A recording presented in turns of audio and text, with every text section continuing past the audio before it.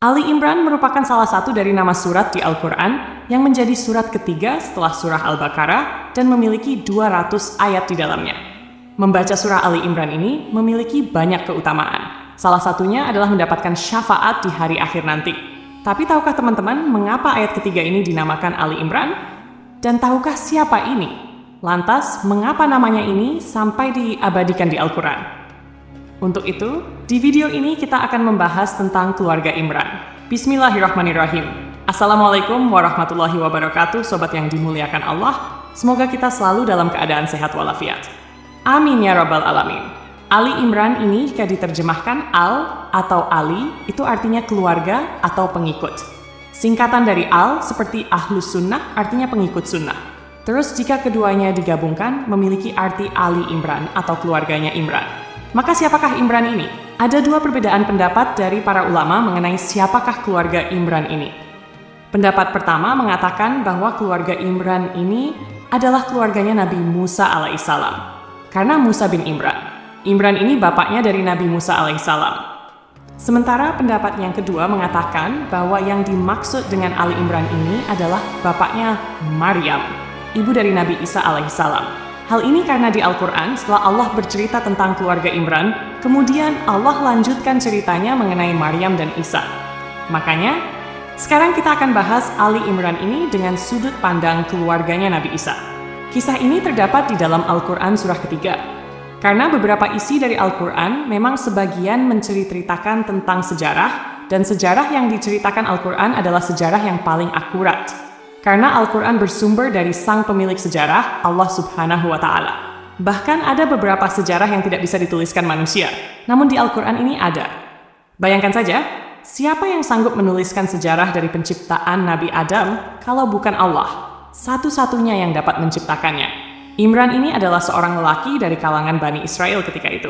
Namun, Imran ini bukan nabi, melainkan hanya orang yang bertauhid kepada Allah. Imran memiliki seorang istri bernama Hannah. Hannah ini punya bapak bernama Fakudzah. Jadi, Hannah binti Fakudzah. Nah, Hannah ini punya saudara, yang mana saudaranya ini adalah nabi yang ketika itu dikenal sebagai ahli yang berdomisili di suatu tempat ibadah.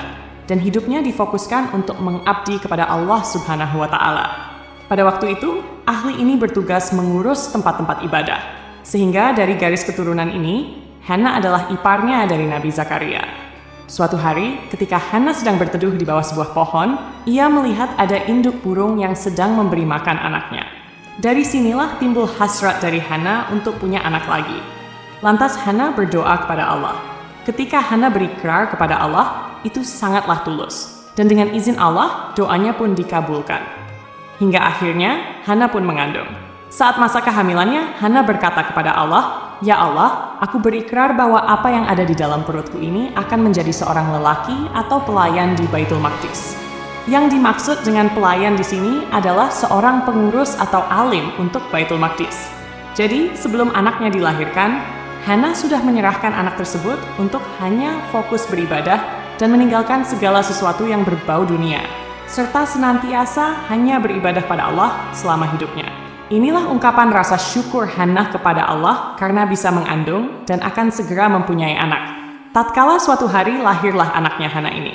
Namun, yang lahir bukanlah anak laki-laki, melainkan seorang anak perempuan. Dan Allah takdirkan sebelum anak ini lahir, suaminya Hannah yang bernama Imran telah meninggal dunia. Maka ketika bayi itu lahir, ia langsung menjadi yatim. Lalu setelah Hannah mengetahui bayinya ini perempuan, ia berdoa lagi kepada Allah. "Ya Rab, aku melahirkan anak perempuan, dan engkau lebih tahu bahwasanya anak-anak laki-laki tidak sama dengan anak perempuan." Maksudnya di sini bukan berarti anak perempuan lebih rendah dari anak laki-laki, melainkan hanya Allah yang tahu apa yang terbaik untuk anak ini. Begitu juga dengan anaknya Maryam ini. Mereka berdua akan selalu dilindungi oleh Allah. Biasanya, jika ada bayi yang lahir, setan akan menyentuhnya. Tetapi Allah menjaga Maryam dan keturunannya sehingga mereka terlindungi dari gangguan setan. Ketika Maryam lahir, disebutkan bahwa ayahnya telah meninggal dunia. Saat itu, orang-orang alim di Baitul Maqdis berebut untuk merawat Maryam, karena mereka sangat menghormati Imran sebagai seorang yang syalih dan ulama besar. Di antara orang yang berebutan untuk merawat Maryam, salah satunya adalah Nabi Zakaria. Diriwayatkan bahwa Nabi Zakaria adalah paman dari Maryam. Karena banyak orang yang ingin merawatnya, maka diadakanlah semacam undian untuk menentukan siapa yang akan menjaga Maryam. Allah mentakdirkan nama Zakaria yang keluar sebagai pemenang undian tersebut. Akhirnya, Nabi Zakaria lah yang bertugas merawat Maryam hingga dewasa. Nabi Zakaria kemudian membuatkan sebuah mihrab khusus di Baitul Maqdis untuk Maryam. Mihrab di sini dimaksudkan sebagai tempat khusus untuk beribadah. Tempatnya dibuat agak tinggi, sehingga untuk masuk ke dalam mihrabnya Maryam, seseorang harus menaiki beberapa anak tangga. Jadi mihrab ini sekaligus menjadi tempat tinggal Maryam. Sehari-harinya Maryam selalu berada di dalam mihrabnya. Karena itu ia selalu terjaga auratnya dari siapapun yang hendak melihatnya. Tidak ada seorang pun yang bisa berjumpa dengan Maryam saat itu, kecuali Nabi Zakaria sih, karena beliau yang diberikan amanah untuk merawatnya. Setiap hari Nabi Zakaria mengantarkan makanan untuk Maryam.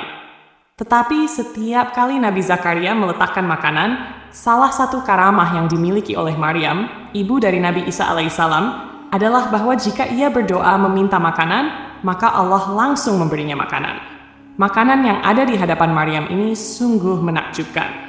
Contohnya, pada saat musim panas, di tempat Maryam terdapat buah-buahan dari musim dingin. Sebaliknya, ketika musim dingin, ia memiliki buah-buahan dari musim panas. Padahal, mencari buah-buahan tersebut di luar musimnya sangat sulit. Inilah salah satu bentuk kekuasaan dan kasih sayang Allah kepada Maryam. Seiring berjalannya waktu, Maryam tumbuh menjadi dewasa. Seumur hidupnya ia habiskan untuk beribadah kepada Allah dan tidak menikah. Masyarakat di Baitul Maqdis tahu bahwa Maryam adalah wanita yang sangat suci dan senantiasa menjaga kehormatannya. Hingga pada suatu hari, ketika Maryam sedang keluar dari kota Baitul Maqdis, tiba-tiba malaikat Jibril datang dalam wujud seorang lelaki tampan. Saat melihatnya, Maryam merasa takut dan berkata, "Aku berlindung kepada Allah dari gangguanmu jika engkau bertakwa." Malaikat Jibril kemudian menjawab, "Aku hanyalah utusan Tuhanmu untuk memberikan kepadamu seorang anak laki-laki." Secara logika, bagaimana mungkin seorang wanita yang tidak menikah dan senantiasa menjaga kesuciannya bisa mempunyai anak? Namun, ini adalah kehendak Allah. Atas izinnya, Maryam pun mengandung. Tentunya, ini adalah ujian yang sangat berat bagi seorang wanita yang dikenal sangat suci. Maryam adalah anak dari seorang ulama besar di Baitul Maqdis. Lama tidak ada kabar, tiba-tiba ia muncul dalam keadaan hamil. Maryam pun bingung bagaimana menjelaskan hal ini kepada orang-orang di Baitul Maqdis. Karena kondisinya, Maryam akhirnya memutuskan untuk menjauh dari orang-orang. Karena ia masih belum tahu harus berkata apa tentang kejadian ini.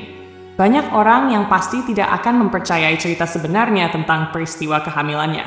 Seiring berjalannya waktu, ketika Maryam hampir tiba di masa-masa melahirkan, ia merasa kelaparan dan kehausan. Saat itu, Allah memerintahkannya untuk menggoyangkan sedikit batang pohon kurma yang ada di dekatnya. Ketika ia mengguncangkan pohon tersebut, kurma-kurma mulai berjatuhan dalam jumlah banyak. Jika dipikirkan secara logis, pohon kurma itu besar dan memiliki batang yang tinggi. Orang biasa pun tidak akan sanggup mengguncangkannya, hingga kurma di pohon itu bisa jatuh. Apalagi seorang perempuan yang sedang hamil. Tentunya tenaganya berbeda dengan orang biasa yang tidak sedang hamil. Jika ingin mendapatkan kurma, biasanya seseorang harus memanjat pohon tersebut. Namun, sekali lagi, Allah ingin memuliakan hambanya dan menjaga Maryam serta anak di dalam kandungannya. Maka pada suatu hari lahirlah anak yang dikandung Maryam. Anak itu berjenis kelamin laki-laki dan lahir tanpa menangis karena doa dari ibunya Maryam. Kemudian Allah memerintahkan Maryam untuk datang kepada kaumnya. Maka Maryam pun kembali ke Baitul Maqdis sambil menggendong anaknya. Allah juga memerintahkannya bahwa jika ada seseorang yang bertanya kepadanya tentang anak ini, maka ia harus diam. Di sepanjang perjalanan kembali ke Baitul Maqdis, Maryam dicerca oleh orang-orang yang tak sengaja bertemu dengannya. Mereka berkata, "Wahai Maryam, ayahmu seorang imam besar dan ibumu bukan seorang pezina. Mengapa engkau melakukan kemungkaran yang luar biasa ini?" Namun, Maryam tetap diam dan tidak menanggapi cercaan orang-orang itu. Ia terus berjalan menuju Baitul Maqdis, hingga akhirnya sampai di hadapan kaumnya.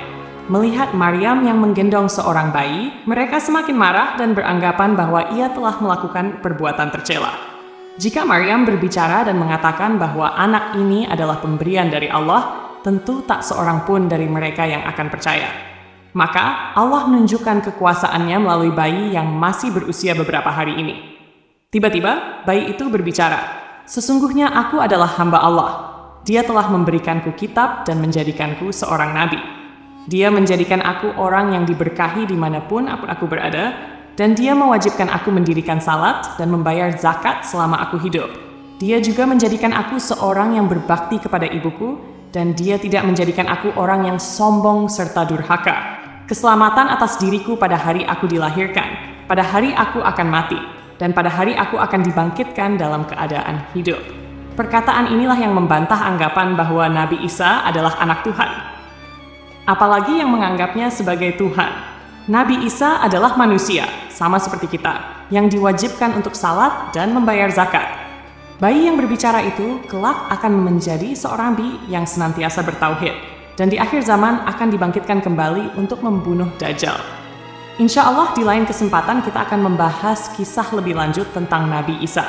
Oke, jadi itulah cerita kita kali ini mengenai seorang hamba Allah yang bernama Imran, yang disebutkan dalam Al-Quran surah Ali Imran. Semoga kisah ini menjadi pengetahuan dan manfaat bagi kita semua. Sampai jumpa di kisah-kisah seru dan penuh makna selanjutnya. Lebih dan kurangnya mohon dimaafkan. Nyimpan. Yang benar datangnya dari Allah Subhanahu wa Ta'ala, dan jika ada kesalahan, itu berasal dari saya pribadi sebagai manusia biasa. Wassalamualaikum warahmatullahi wabarakatuh.